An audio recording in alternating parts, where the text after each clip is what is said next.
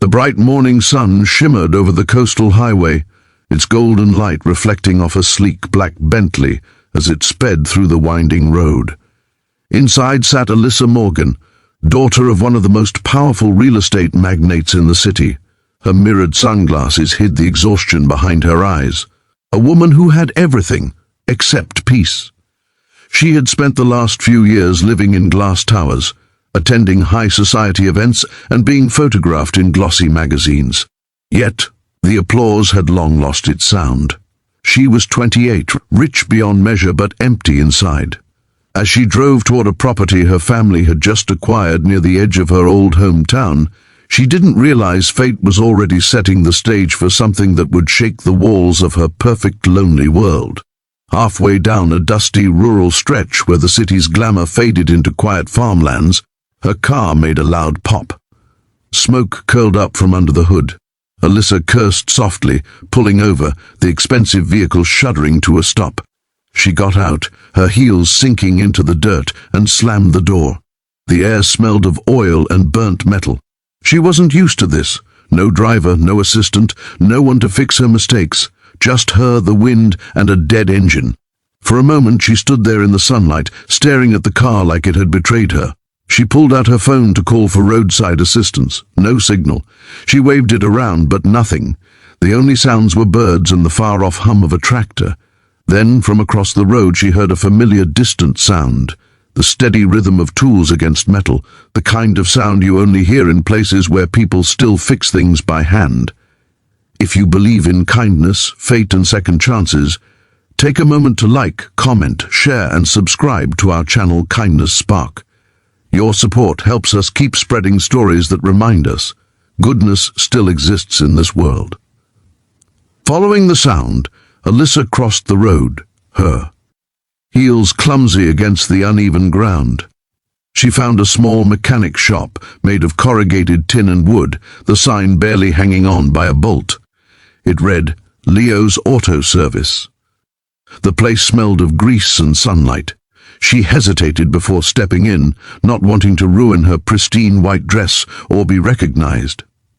Inside, a young man crouched beside a dusty pickup, his hands covered in oil, a wrench clenched between his fingers. He looked up when he heard her footsteps, squinting through the glare. For a second, neither spoke. Then his lips curved into a faint smile. "Didn't expect to see you here," he said, standing up, wiping his hands on a rag. Alyssa blinked, the voice, calm, grounded, and strangely familiar. And then she saw it. The same blue-green eyes she used to glance at across the classroom, the same gentle grin that once made her heart stutter when they were teenagers. "Leo Carter?" she whispered, almost disbelieving. "The one and only," he said softly. "You look different, richer." Alyssa forced a laugh, brushing invisible dust off her sleeve. "And you look the same, just greasier." He chuckled. "Still funny, huh? What brings the billionaire's daughter to my humble shop? My car broke down, the engine smoking. I think it hates me." "Well," he said, picking up his tools, "let's go see what kind of mood your Bentley's in today." They walked together back to her car. The silence between them was heavy, yet oddly comfortable. Leo leaned under the hood, his sleeves rolled up, his muscles tensing as he worked. Alyssa found herself watching him, remembering the boy who used to sit behind her in math class. The one who always offered help, the one she never truly noticed. Back then, she was too busy chasing popularity to see the kindness right in front of her. "How long have you been running the shop?" she asked after a while. "Since my dad passed," he replied, his voice quiet. "Didn't have the money for college, so I stayed. Figured someone had to keep the old place alive." Her chest tightened. She remembered his father, the quiet janitor at their school who used to pick Leo up after classes. "I'm sorry," she said softly. He shrugged. "It's life. Not all of us are born with engines that never break down." Alyssa looked away, his words sinking deeper than he intended. She had built her life around the illusion of control, money fixing everything, status buying happiness, but standing there under the sun, she realized how fragile it all was. After an hour, Leo finally straightened up, wiping sweat from his brow. You had a busted radiator hose. I patched it up for now, but you'll need a replacement soon. I can order the part if you want." "How much do I owe you?" she asked. He smiled faintly. "For you? Nothing. Call it a high school discount." "No," she insisted, pulling out her wallet. "I pay for services, Leo.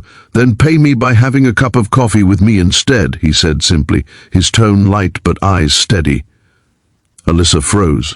No one had spoken to her like that in years, without fear, without motive, without needing anything in return. For the first time in a long while, she didn't want to say no. They ended up sitting outside his shop on an old wooden bench, drinking coffee from paper cups. The conversation flowed easily, about the old school days, about how life had taken them in opposite directions. He told her how he sometimes saw her in magazines and laughed, thinking how surreal it was that the girl who once shared notes with him was now the face of charity galas and corporate headlines. She admitted she envied his simplicity, the way he still smiled without pretense, the way he seemed genuinely at peace.